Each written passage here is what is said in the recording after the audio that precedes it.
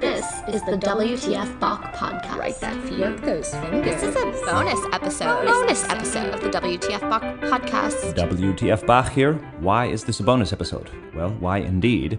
Because if you open any edition you have of the Art of Fugue, I assume you have several, you will see this work, Fugue 13 for 2 harpsichords. So the question we're asking here is, why doesn't this fugue for 2 harpsichords belong in our normal discussions of the Art of Fugue? It sort of makes sense on the surface, right, that this double harpsichord work might be included in the Art of Fugue. Bach's late works, especially the Art of Fugue and A Musical Offering, are written seemingly for an unspecified group of instruments. The canons in A Musical Offering, besides one, scored specifically for 2 violins in unison, they seem to be pieces that could be performed by any number of instruments, even just conceptual pieces. And without any specific instrumentation listed for the Art of Fugue, one might think that this arrangement for 2 harpsichords fits in with the scenario where Bach was just sort of writing abstract pieces for who knows how many players or for who knows what instrumentation. But the good listener, of course, to this podcast knows by now that this is very much a myth. The Art of Fugue is very carefully crafted for a single harpsichord, and the arrangement of this 13th fugue, this bonus episode, covers, well, just that, an arrangement. And when we think about the instrumentation for this 2 harpsichord arrangement, it's smart to ask the question, could for 2 harpsichords mean for 2 harpsichords? You understand what I mean? Meaning the rest of the Art of Fugue is for 1 harpsichord, and this, Bach specifically writes on this fugue, now this is Fugue 13, for 2 harpsichords. I believe all signs point to yes. So why then is the arrangement of this fugue included in the original edition of the Art of Fugue? Well, it has to do with the errors in the original edition. And we know that the family, confused and in a rush, made a number of errors when putting together the first edition after Bach was dead. Let me quote David Maroney in his program notes from a recital in 2013. He speaks of the family's error. They included 2 arrangements of the 3-part mirror fugue, number 13, as reworked by Bach for 2 harpsichords in 4 parts, and they even managed to print them in the wrong order! These arrangements have no logical place in Bach's tightly constructed cycle of fugues. The error is understandable since the arrangements are based on the Modo theme, that's the Art of Fugue theme, and therefore seem at first glance to be part of the collection. Bach made many such transcriptions during his lifetime. One movement for unaccompanied violin was transcribed for full orchestra, including organ, trumpets, drums, and the others were arranged for harpsichords. This does not mean that those transcriptions belong with the set of works for unaccompanied violin. In the case of the 2 arrangements of Fugue number 13, both pieces make fine works for 2 harpsichords, but this does not alter the fact that the original 3-part version makes a splendid pair of mirrored pieces also for solo harpsichord. It is the 3-part version alone that belongs with the Art of Fugue cycle. End quote. Well, thank you for your work, Mr. Maroney. He's referencing the arrangement of the E major partita, which was transcribed at the beginning of a cantata. There's also, we see this a lot with Bach. He arranged the first movement of the C major unaccompanied violin sonata. He arranged the entire A minor violin sonata for harpsichord. We see him arranging his cello suites, the C minor cello suite for lute, harpsichord. So we see Bach doing this a lot. As far as this double harpsichord arrangement of Fugue 13 happened, how exactly could the family do that? Why would they make that mistake?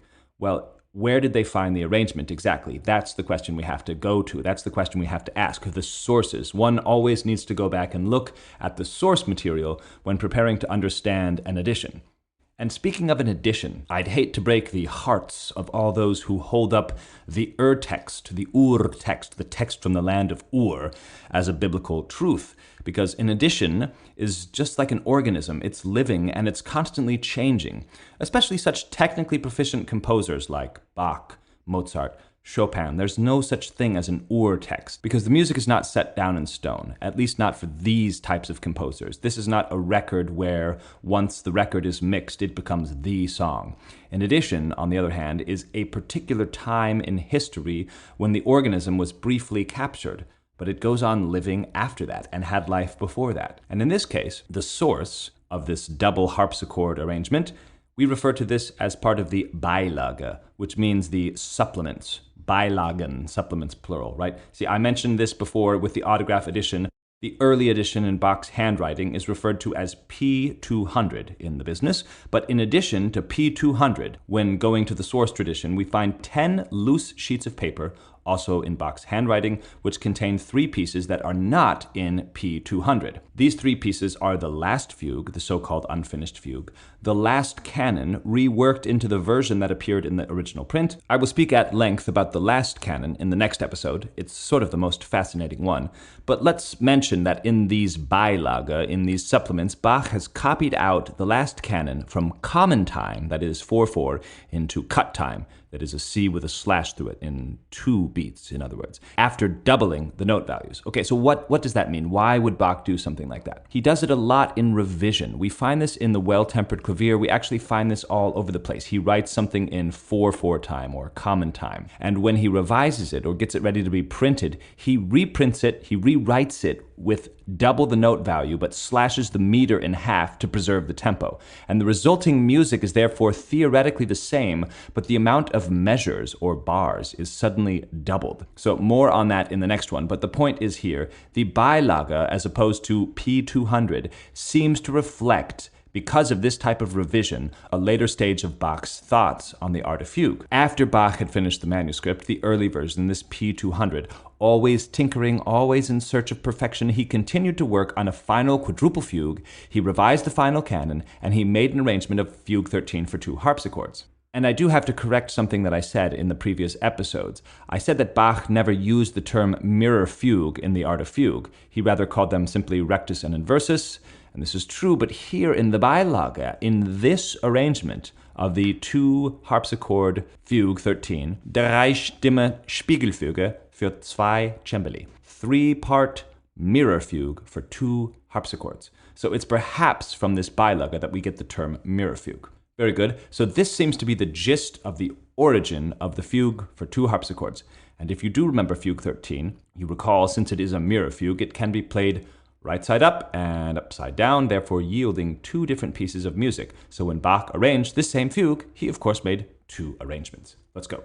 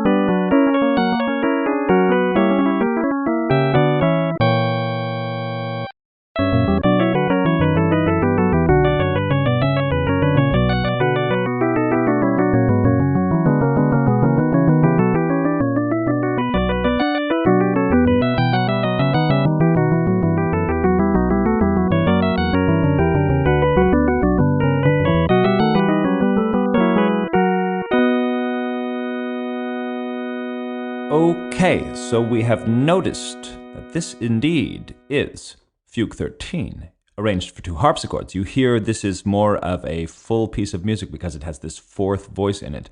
Now you heard the harpsichord 1 part in your left speaker and the harpsichord 2 part in your right speaker, more or less. But I did something a bit uncharacteristic of me, which I suppose was to read the music literally and not how it would truly be executed, to, I suppose, bring your attention to a peculiarity in the notation of this fugue, which has to deal with this figure here. See, he writes it in straight 16th notes, and it really should be executed like this.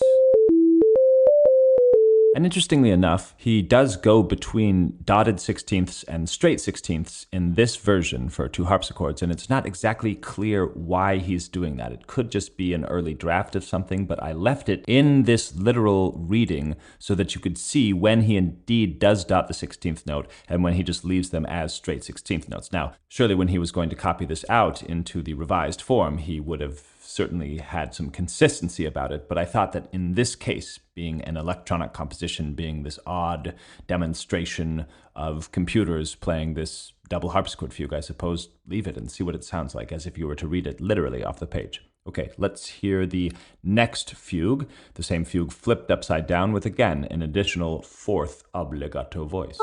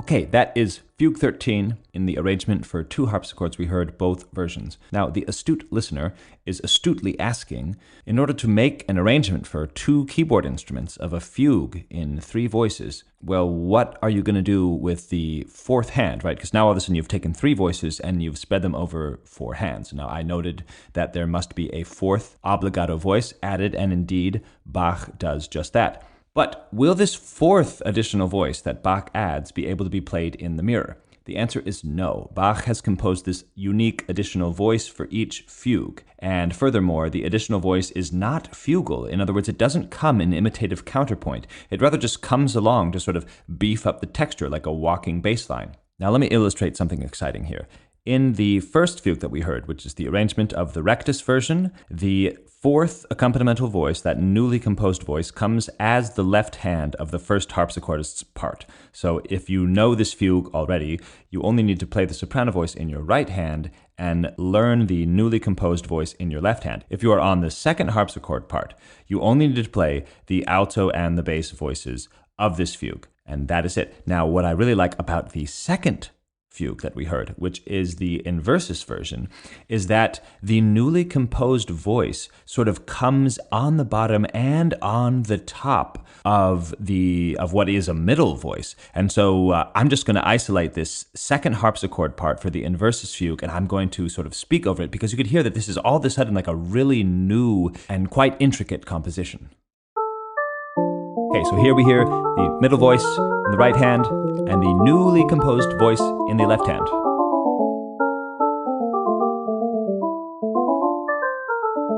will stay like this for some time.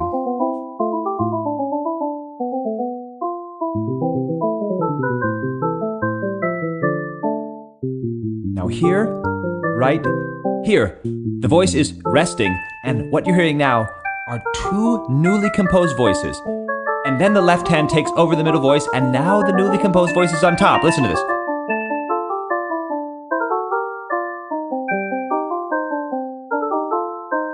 All this stuff, ba-da-da-dum, ba-da-da-da-da, that has no place in any of the 13th fugue in the version for one harpsichord. Let's continue.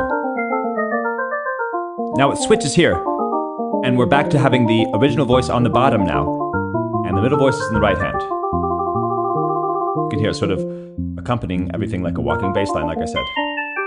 And that ba-da-da-da, that's completely newly composed. Let's hear it again.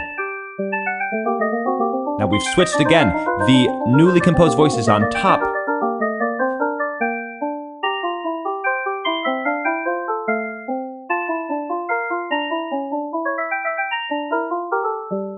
And switched again there. And now it's just switching all over the place, really.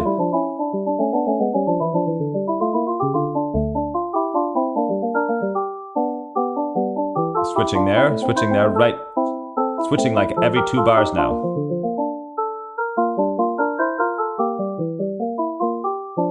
And there's the fermata.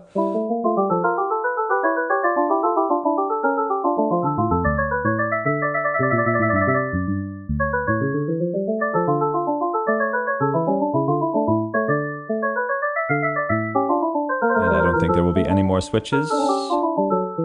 It ends where it began, on the bottom. There is only one further mystery to add to this wild Beilage, which is the version in 2 harpsichords, and that is the term that appears only at the top of the original edition, in the original print. And those are the Latin words Alio Modo. Alio Modo. It says Contrapunctus 13, Alio Modo. It means the 13th counterpoint in another way. It's Latin for in another way, and it is a mystery. Is this Bach who added this in another way? Is that Bach the Latin teacher? We may never know. I mean, it could be his family saying Bach was naming these things in Latin, and so we need to put this 13th counterpoint again in this fugue. And so let's say that here it is, in another way. It seems like he was renaming things in Latin from the P200 source, from the autograph source. So maybe he wanted to also rename this one in Latin, and I don't know, maybe this is the family's tribute to his Latin teaching career. I'm getting way too hypothetical to make any of you Bach scholars out there listening comfortable, so let's finally hear this piece actually for 2 harpsichords.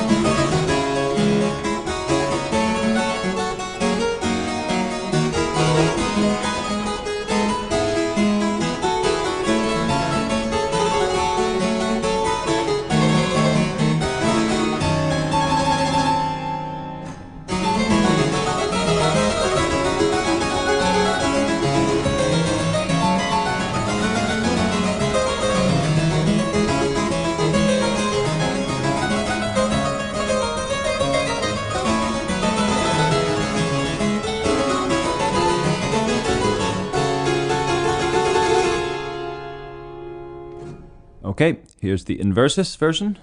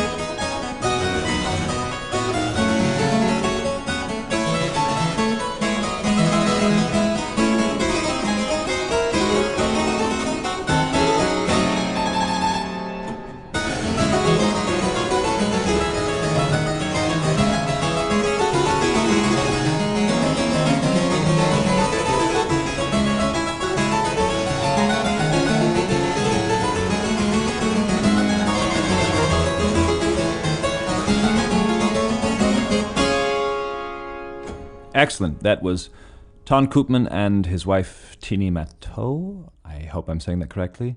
Actually, I could say Tini Matteau and her husband, Ton Koopman. They are playing, of course, on 2 harpsichords. And did you know what? They did not swing it. I didn't even know when I sat down to play that recording, but look at that. I am vindicated in my experimental electronic composition. Don't you love it when you're vindicated? And I love this composition. I absolutely adore this composition because really, even though it's the same composition, it sounds so completely different, that use of that 4th voice that just brings everything onto a different level. And there are a couple times when he adds these 7th chords, which would be absent were it not for that 4th voice. So, thank you for listening to this bonus episode, and the next episode is on to the final canon, a canon which is in contrary motion and in augmentation. Try and augment your brain around that before the episode, and then, the 14th Contrapunctus, the last one, the last fugue in the Art of Fugue, the famous one, the one that apparently everyone thought for hundreds of years that Bach had just breathed his last while scrawling his name as he was hurled into eternity with his pen. Yep, thank you very much for listening. Join me on Patreon. Come on, Patreon, doing incredible things on Patreon. Get with it.